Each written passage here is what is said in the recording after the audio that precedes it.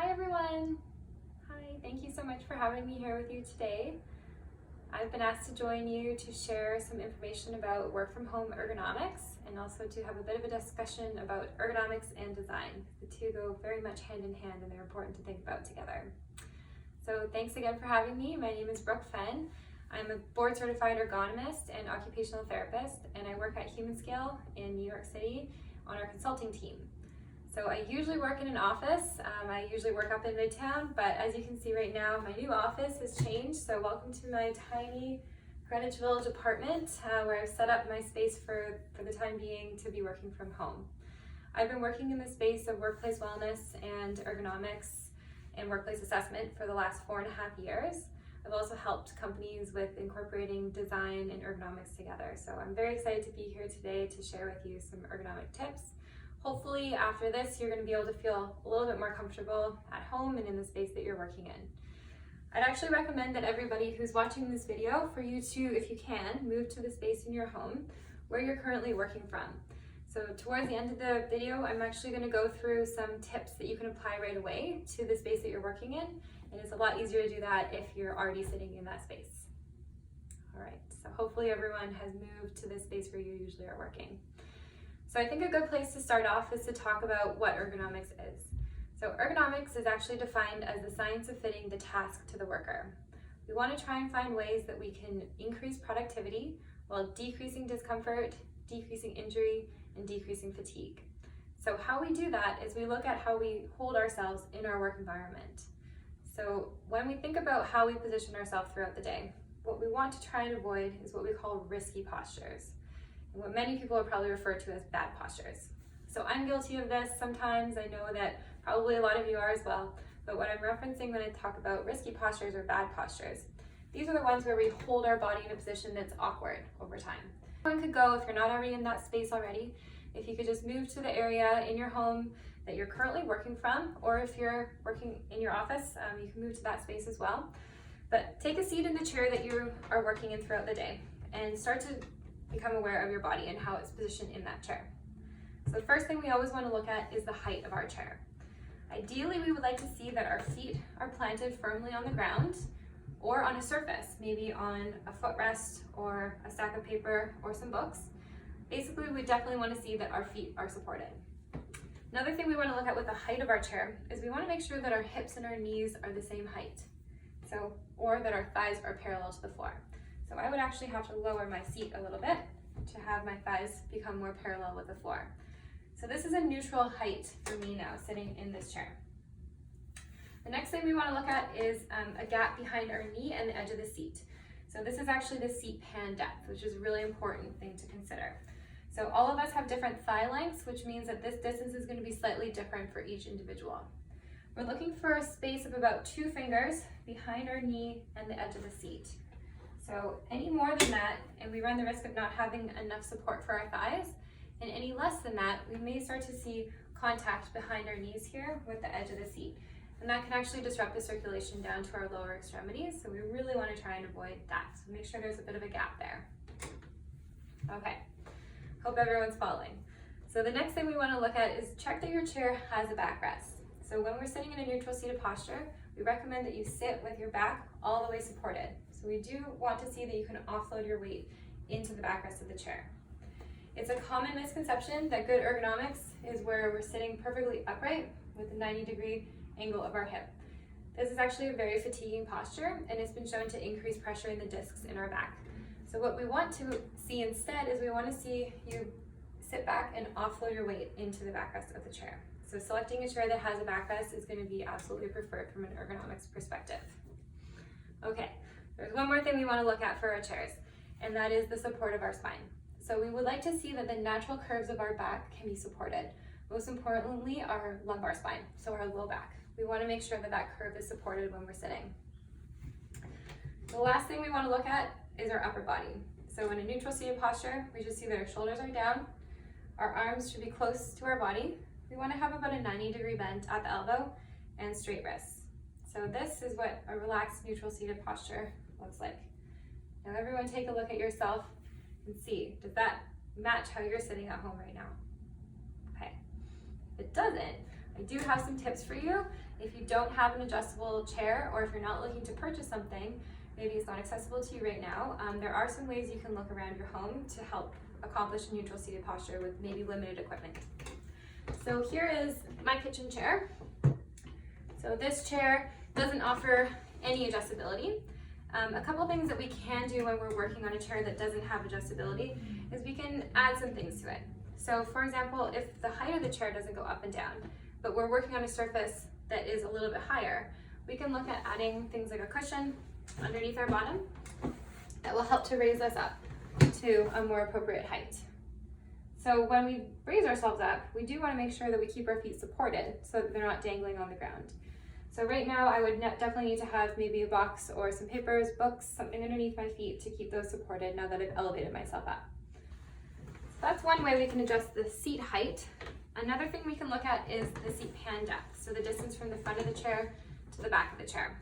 So if the seat is too deep and we're noticing that our leg is touching that hard edge of the seat, we want to find a way to bring ourselves a little bit more forward. So again, with a cushion, maybe look at selecting how thick that cushion is, but we can add a cushion to the back of the chair to bring you slightly forward so that there's no longer compression behind your knee and the edge of the seat. Again, make sure that's only about 2 fingers space there behind your knee and the edge of the seat. So that's another thing we can look at modifying.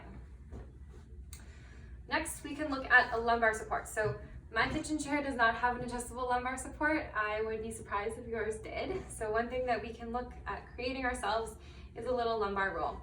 So this I made here with a towel, and I secured it with elastics. So you can pretty much do this from anywhere. When we're positioning the lumbar roll, we do want to make sure that it falls just in the small curve of our low back. And when we're sitting all the way back and our back rest of the chair supported, we should feel some comfort there in the support of our low back. Make sure that you, if you can, try and secure that to the right position once you find where that is for yourself, so you don't feel like you can't move at all throughout the day, because it is important that you try and move when you're sitting, even if it means adjusting forward and backward throughout the day. All right, so those are some ways that we can modify chairs around our home if we don't have an adjustable chair to be working in. When you're selecting the chair that you sit in, I do recommend trying to find something that has a backrest, as I mentioned. Something that's upholstered but not too soft is also going to feel more comfortable over long periods of time. So the harder the surface, the more chance of perhaps compression happening on the soft tissue. So you can look at maybe adding a thin cushion, or maybe just a rolled or flat folded towel, something to make it a little bit softer for you if you are working on a harder chair. So hopefully some of those tips helped, and I hope that you were able to follow along and make those adjustments while I was talking. All right, next we want to look at where our hands fall. So when we think about ergonomics, we always work our way up our body. So we've now found a good neutral seated posture, so we want to take a look at where our hands are positioned. So the first thing we want to look at is the height of our hands. We may need to elevate ourselves if we're working on a surface that's high, so we can elevate with some of those tricks that I reviewed. And the next thing we want to look at is where we're positioning our keyboard and our mouse on that desk or table surface. So I imagine that probably a lot of people are working on laptops right now from home. What a laptop does is it actually kind of puts ourselves automatically into a very awkward posture.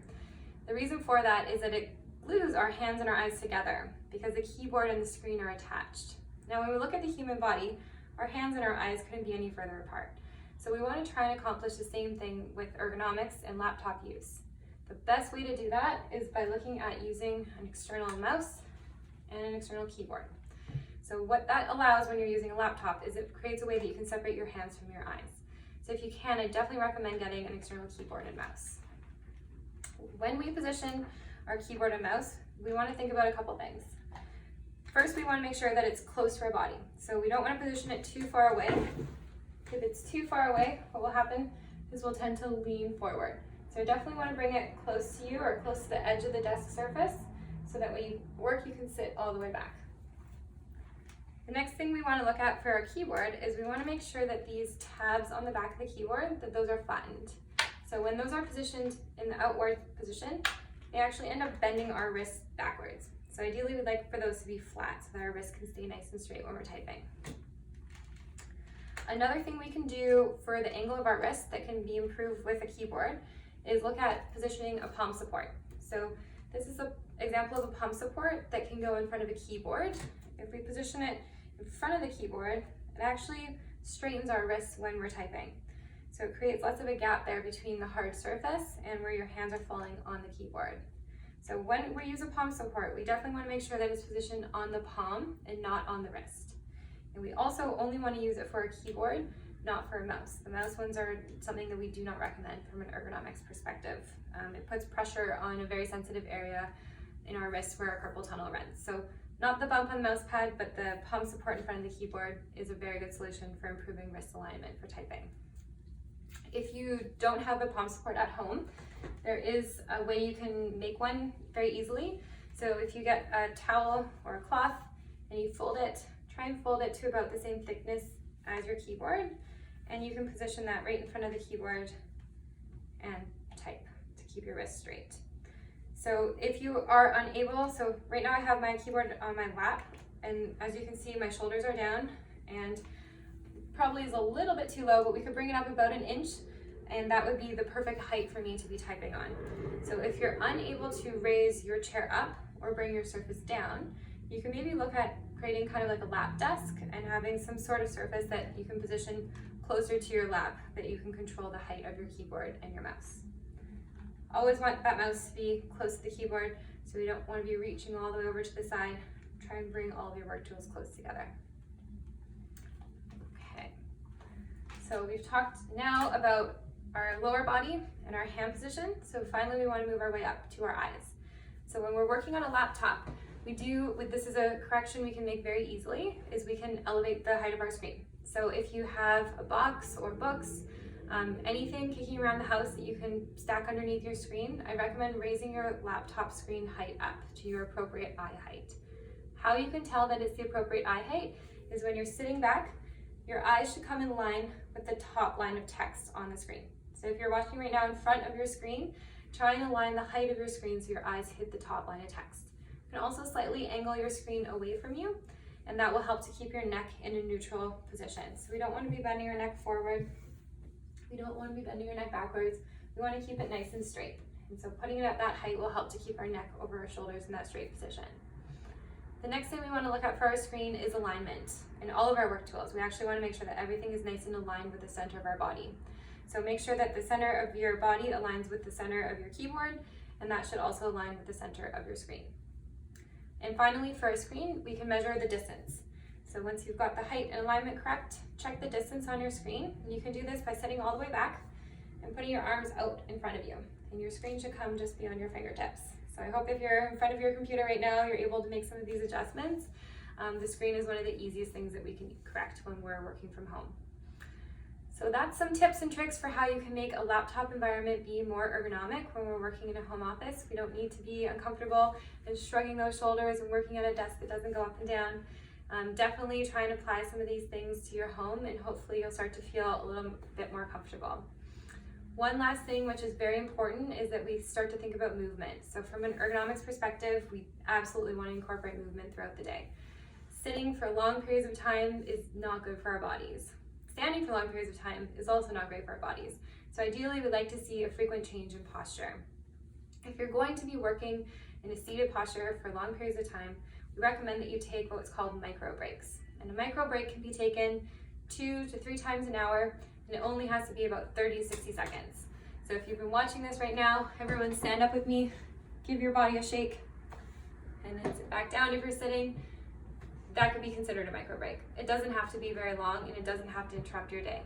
So try and think about taking more frequent, shorter breaks throughout the day, and that's going to help to reduce any discomfort or fatigue that you start to feel in the muscles in your body. So that's everything that I have to share with you. Thank you everyone who's been joining and who's been going along with the adjustments and making some changes to your workspace. If you do have more questions or you're looking for any extra help, our team of ergonomists at Humanscale are providing virtual consultations called ErgoIQ Live. So if you go to our website, humanscale.com/ErgoIQLive, until the end of April, we're offering a 20% discount. So you can receive a consultation from myself or one of my team members, and hopefully we can help you work one-on-one to feel a little bit more comfortable in your home space. So happy working from home, everybody, and I hope this helped you to accomplish a more neutral ergonomic seated posture.